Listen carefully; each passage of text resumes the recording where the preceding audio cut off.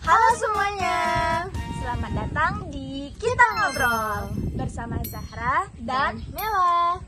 Nah, jadi hari ini kita bakal ngebahas topik yang deket banget sama kita, terutama anak muda dan mahasiswa. Yap, soal bahasa. Tapi bukan bahasa asing ya. Nah, jadi hari ini kita bakal ngebahas topik bahasa gaul versus bahasa baku. Nah, untuk jawabannya kita bakal nanya kepada narasumber kita. Halo Mela, apa kabar? Alhamdulillah baik.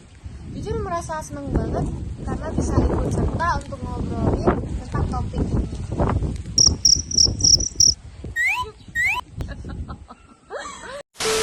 Nah, jadi Mela ini mahasiswa aktif sekaligus teman saya yang suka ngamatin bahasa mahasiswa di kelas.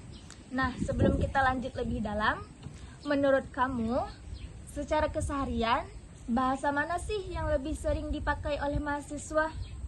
Menurut aku nih ya, jujur, bahasa gaul itu jauh lebih mendominasi, terutama di situasi yang informal. Misalnya nih, kita lagi chatan, di sosial media, atau di situasi kita sekarang saat ini, kita tuh lebih sering pakai kosakata atau bahasa seperti spill, mager, baper, gokil lah, dibandingkan dengan kosakata yang bakunya. Nah, ya bener banget tuh.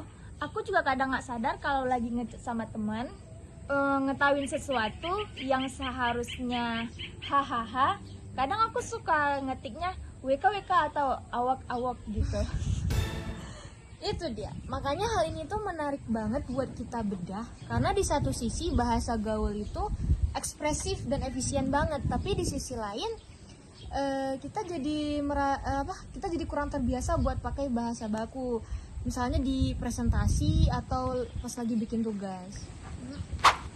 Nah, ini dia nih pertanyaan pertama yang seru. Menurut kamu, kenapa mahasiswa itu lebih memilih pakai bahasa gaul? Oke, jadi ada beberapa alasan nih Zara. Yang pertama, karena bahasa gaul itu familiar, terus menciptakan suasana yang kebersamaan. Misalnya nih, kalau kita lagi ngobrol sama teman terus dia bilang dia kepo, nah kita tuh langsung paham dan ngerti gitu apa maksud dari kepo itu. Kemudian yang kedua, bahasa gaul itu fleksibel, gitu gampang berubah-ubah. Kayak situasi kita sekarang nih, kalau misalnya dulu kita bilang santai, sekarang kita bilangnya lagi santuy atau lagi ngecil gitu kan. Terus yang ketiga nih, yang terakhir, bahasa gaul itu kasual, nggak kaku, jadi cocok lah kita pakai buat suasana yang santai. Oke, I know.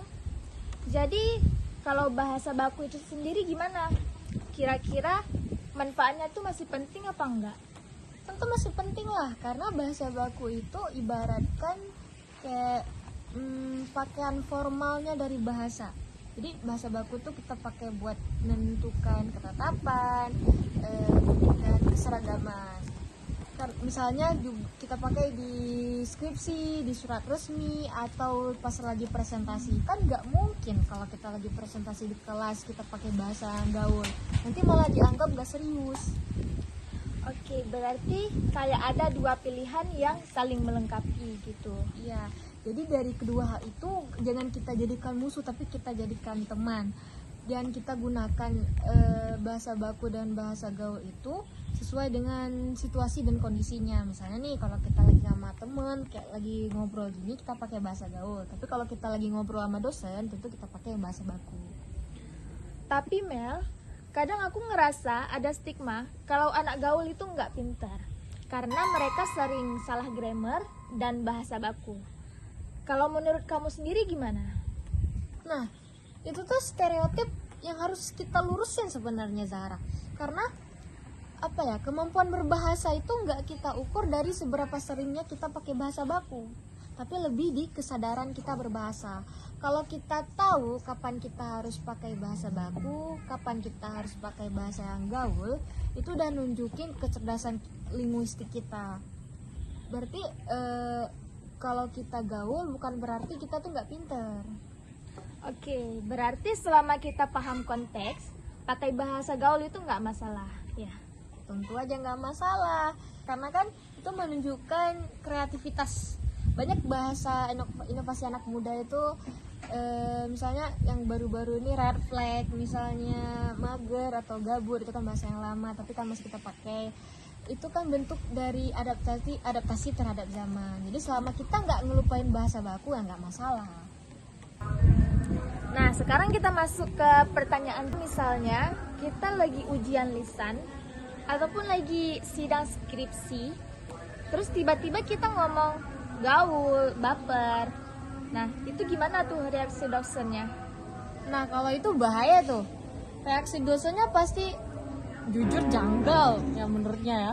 Karena di situasi itu kan itu situasi yang resmi, kan nggak mungkin kita pakai bahasa yang gaul. Kita kan harus pakai bahasa yang baku, karena kan nggak cocok kalau pakai yang gaul.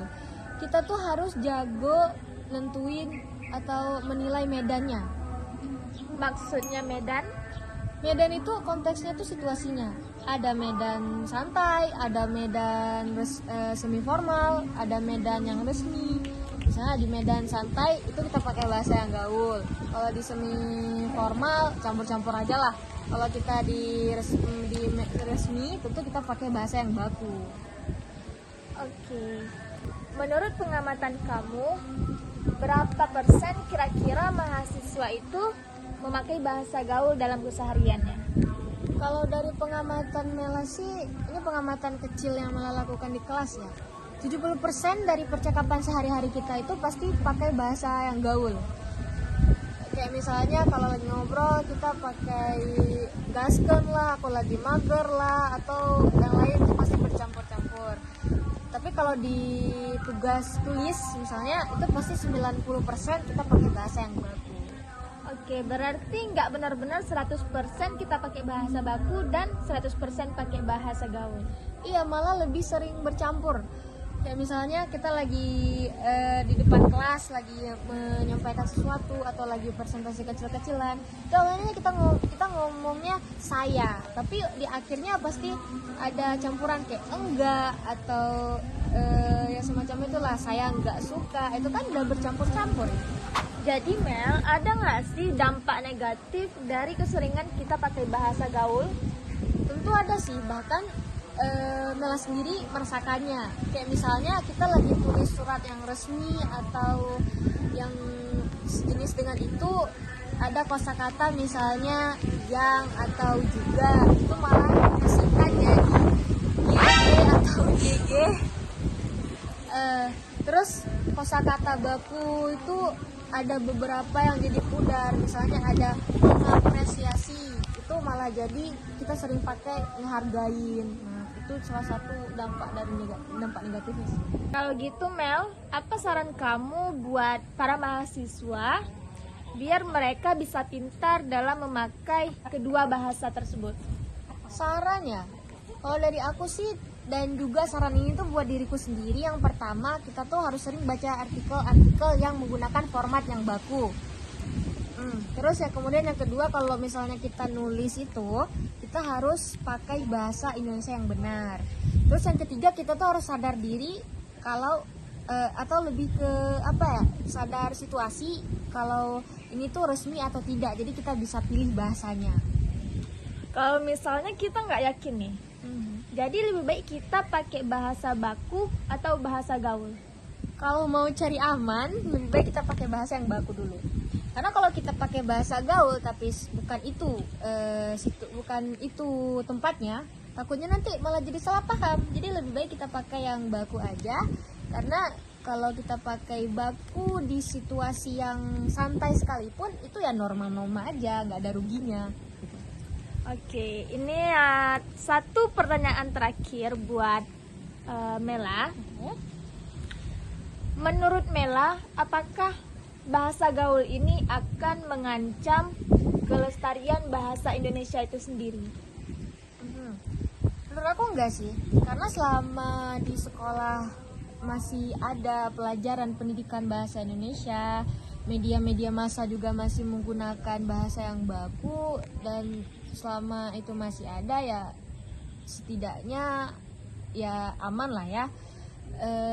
Dan kita juga nggak boleh ngelupain akar dari bahasa kita. Jadi ya kita jaga bahasa baku ini, tapi kalau mau gaul juga boleh-boleh aja. Jadi guys, kesimpulan yang dapat aku petik dari narasumber kita hari ini tuh, kita harus pintar-pintar dalam memilih konteks dan juga kita harus jago dalam memakai dua bahasa tersebut. Oke, terima kasih banyak kepada Mela udah mau jadi narasumber kita hari ini. Ya, dari Mela sendiri juga mengucapkan terima kasih kepada Zara karena sudah mengajak Mela untuk sama-sama membahas topik ini di podcast kali ini. Meskipun tadi di podcast kita ini akan ada banyak distraksi ya, tapi semoga apa yang kita bicarakan, apa yang ingin kita sampaikan ini, poin-poin pentingnya itu dapat dimengerti lah oleh teman-teman yang menonton video ini. Oke, terima kasih banyak kepada teman-teman yang telah menonton video kami. Cukup sekian. Terima kasih. Bye-bye.